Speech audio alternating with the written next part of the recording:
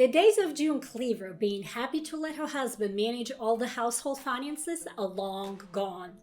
Join me to learn how today's couples are handling money together and what the most common arguments are when it comes to money.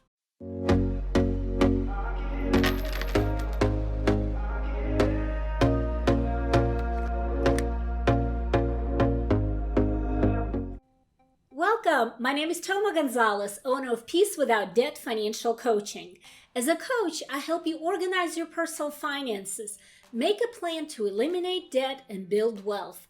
Don't forget to like this video if you find the information helpful. Can we agree that making financial decisions together has a lot of benefits? For example, cutting out those arguments about big purchases, spending, or investments. What can we do to avoid these arguments? We can start by actually talking to each other about finances.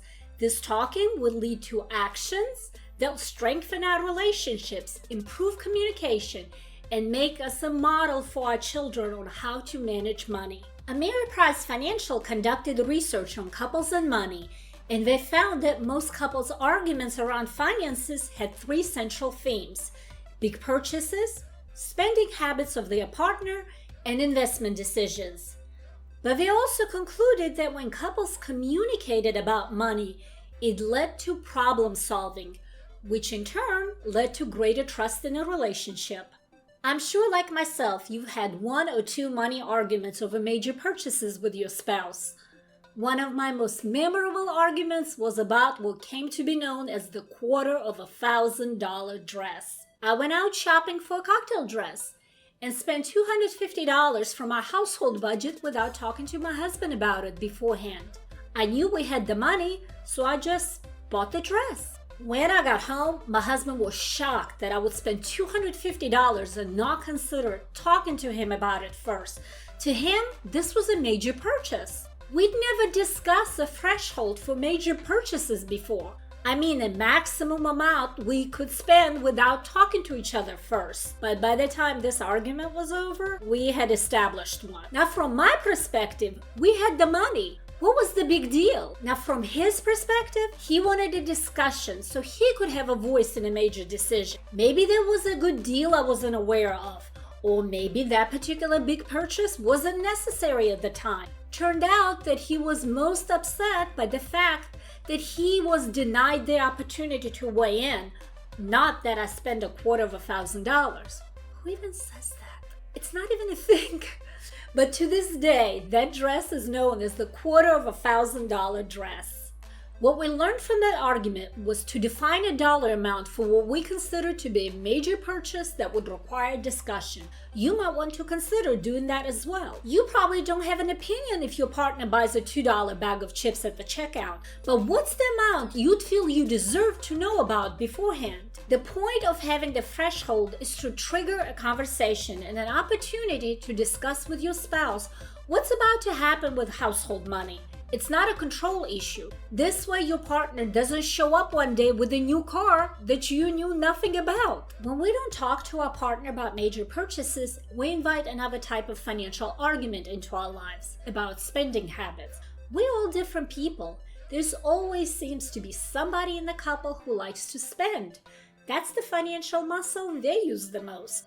Often the other person likes to save, shop carefully for deals, and be very mindful of family resources. These differences can spark arguments.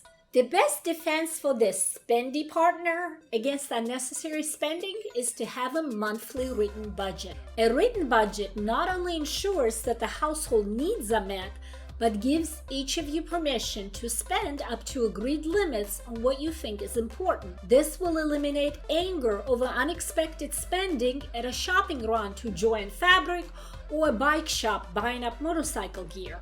Poor spending habits of our partner can make us lose faith in the ability to plan for our future. This is the prime ground for investment arguments. Anything from how to plan for retirement or kids' college to whether or not seeking outside help from a financial advisor is a good idea. Let me just say that it's not just one partner's responsibility to plan out the future of the family. You're both responsible for dreaming up your big financial picture. Talk to each other. Where do you want to retire? How do you see your later years? What financial decisions do you need to make today in order to get you there? Answers to these questions have to be made together as a couple, so you move into your future together. Research about couples arguing about money is just half the battle.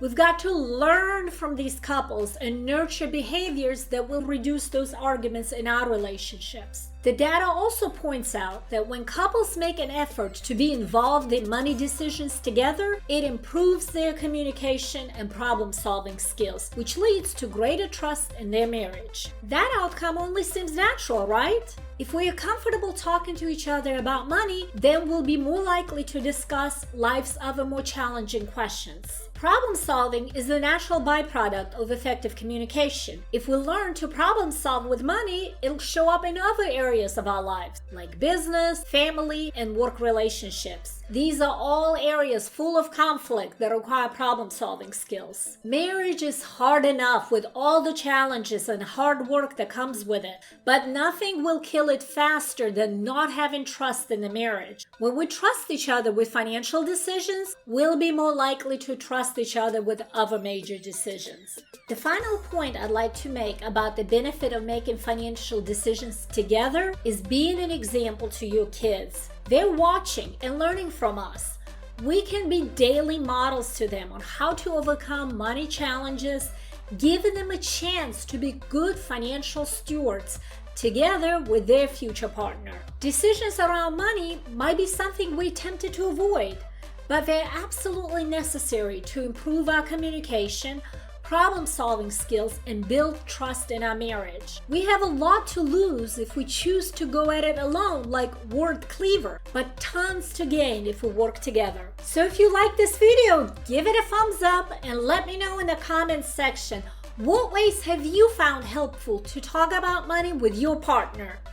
Thanks for watching. I can help you out. I can